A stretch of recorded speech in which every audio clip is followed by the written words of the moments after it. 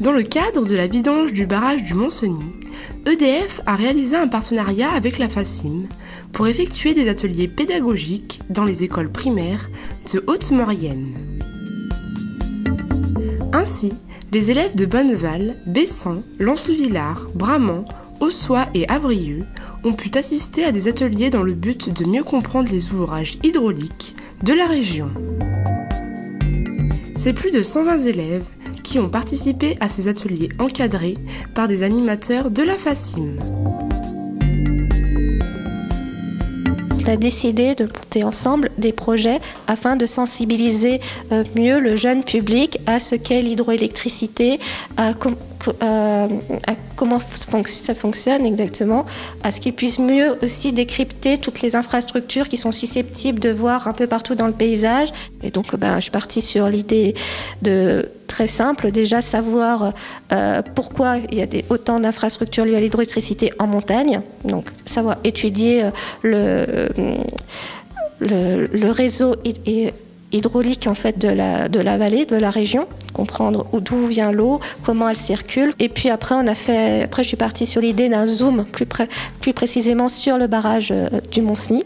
Donc pouvoir expliquer aux enfants qu'il ne suffit pas simplement de construire un barrage à un endroit. Après, il faut réfléchir à comment on l'alimente, où on emmène l'eau, comment on la turbine, où on installe les centrales. Donc après, c'est plus sur un jeu de maquette. Donc essayer de les faire prendre conscience, déjà essayer de les faire deviner tous les endroits où on pouvait déjà chercher l'eau sur les cartes pour l'amener dans le lac du Mont-Cenis. En fait, ils ne s'imaginent pas les kilomètres de galeries qu'il y a souterraines, et c'est ce qui est peut-être pour eux, c'est peut-être ce qui est le plus difficile à appréhender.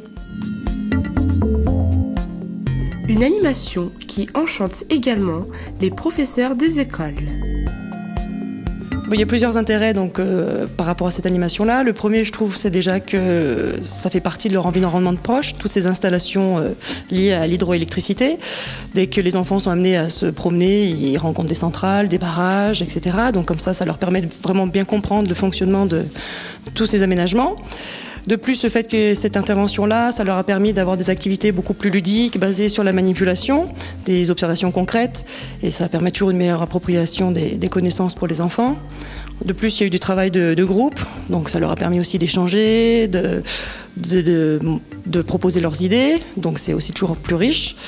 Et puis la présence d'une personne extérieure dans l'école, c'est toujours aussi très porteur pour les enfants, plus marquant, et c'est des choses après qui restent davantage, donc c'est très intéressant.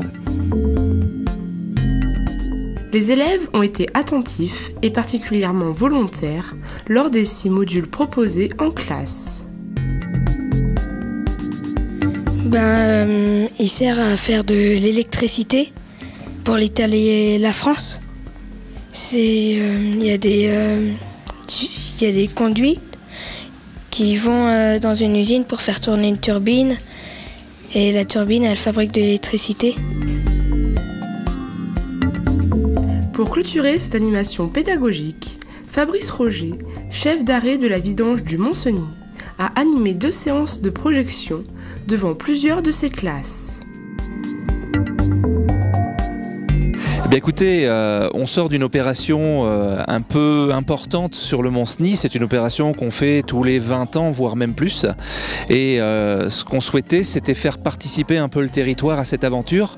Et notamment, la FACIM a organisé ces ateliers avec les enfants qui nous permettent de présenter un petit peu aux écoles de la région le Mont-Cenis, son histoire, et puis ce qui s'y est déroulé récemment, puisqu'on a vidangé totalement l'aménagement. Et on va passer quelques films historiques, des films de la vidange proprement dite, des travaux qui ont été réalisés.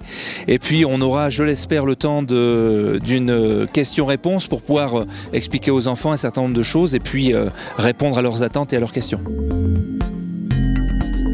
Ces séances de projection avaient pour objectif de faire un bilan en images de toutes les connaissances acquises par les élèves.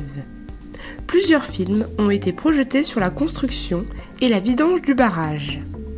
La parole était ensuite donnée aux élèves qui ont pu poser toutes leurs questions à Fabrice Roger. Une grande partie des enfants se sont montrés très intéressés par cette animation et de nombreuses questions ont été posées. qui sait, peut-être que ces ateliers ont éveillé des futures carrières professionnelles dans l'hydraulique.